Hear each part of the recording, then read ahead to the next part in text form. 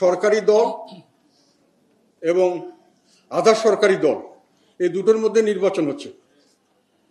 সাধারণত এই ধরনের নির্বাচনে একটা পক্ষ যদি একেবারে নিউট্রাল গভর্নমেন্টের আন্ডারে হয়, নিরপেক্ষ, তাহলে এক পাশে থাকে এক পক্ষ আর এক পাশে থাকে তার প্রতিপক্ষ।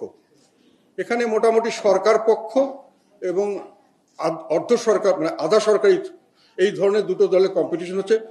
প্রতিপক্ষ যেমন শেখ হাসিনা ছিল দলের লোকের সঙ্গে দলের লোকের প্রতি, এখানে সরকারি দলের সঙ্গে আধা সরকারি দলের কম্পিটিশন।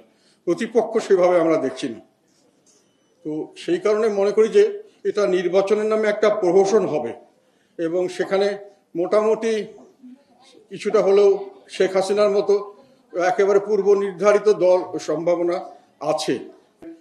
দল তার প্রতিপক্ষ নিজের দলের লোকের সঙ্গে কম্পিটিশন করেছিলেন, সামান্য কিছু ব্যতিক্রম ছিল, আমাদেরকেও সেখানে ওরা নিয়ে এসেছিলেন কিছুটা বাধ্য করে। এখনো মোটামুটি